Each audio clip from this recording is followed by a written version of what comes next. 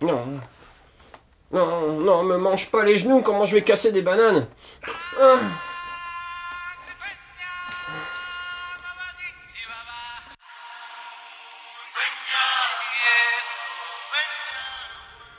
Et je savais de la musique, j'écoute. Salut, c'est Dissonance et Contretemps. Voici ma question.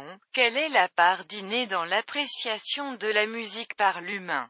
Oh bon sang, mais vous avez pas plus simple comme question? Pas vraiment. En même temps, il est 2 heures du matin, donc je trouve que c'est déjà pas mal. Ah, insomnie. Non, vampirisme. La musique est généralement considérée comme un pur artefact culturel, un produit créé par les humains. Pourtant, certains prodiges semblent disposer d'un don inné. Regardez Mozart. Oh non, pas encore lui.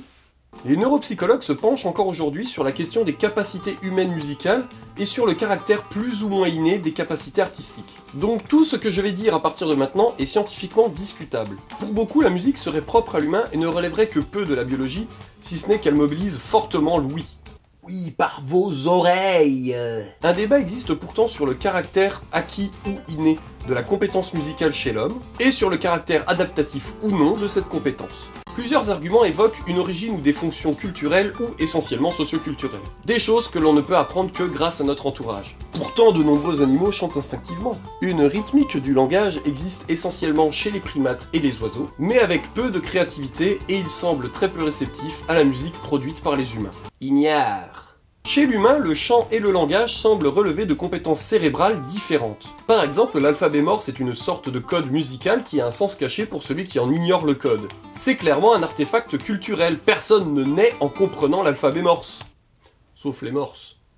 Car ni sa production ni son interprétation ne sont inscrites dans nos gènes. Chez l'homme, la voix, le langage et la capacité à interpréter un chant évoluent beaucoup avec l'âge, ce qui évoque un lien avec l'apprentissage. Enfin, la musique est pratiquée à haut niveau que par quelques individus, et ce après une très longue période de formation. Ceci évoque une origine culturelle que les ethnomusicologues et les compositeurs modernes ont longtemps renforcée. Mais il existe des exceptions, et l'exploration tous les jours plus avancée du cerveau questionne ce point de vue. Les neuropsychologues ont dès le début du XXe siècle mis en évidence une composante génétique dans certains troubles de l'élocution. Ils ont ainsi démontré que certaines structures du cerveau existent et dont l'intégrité est indispensable à la perception musicale, ce qui montrerait l'existence d'un substrat biologique. Ce substrat neuronal peut d'ailleurs être surdéveloppé chez les aveugles et sous-développé chez les sourds. Par les oreilles, je vous disais. La musique, ou plus exactement la capacité musicale, ou les émotions suscitées par la musique évoquent une composante biologique importante, notamment étudiée par le Laboratoire international de la recherche sur le cerveau, la musique et le son de l'Université de Montréal.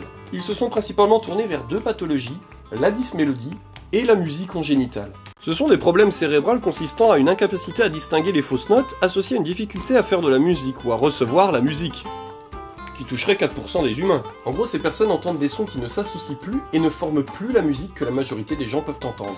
La pratique musicale semble être un fait culturel très ancien, mais 96% des humains présentent des capacités musicales jugées spontanées par les neuropsychologues. Même eux, ils sont pas d'accord entre eux, c'est dire. Au-delà de l'aspect neurologique de l'émission et de l'audition du chant et de la voix, le cerveau animal montre des compétences innées en matière de rythme, notamment pour le langage. Les framboises sont perchées sur le tabouret de ma grand-mère. Voilà, c'est ça. Allez, bonne chance. La musique et la danse ont des aspects transculturels. Ils semblent être universellement appréciés au sein de l'humanité. Depuis 30 000 ans au moins, d'après les instruments retrouvés par les archéologues. Et la musique d'une culture peut être appréciée par une autre culture malgré un langage différent. L'imagerie cérébrale montre que la musique active certaines zones du plaisir du cerveau et que presque tous les humains peuvent spontanément chanter et danser sur de la musique, ce qui peut évoquer à nouveau des bases biologiques. Vous le sentez le grand 8 des décisions sur le sujet ? La mémorisation ou la production d'une mélodie semble mobiliser des réseaux neuronaux particuliers.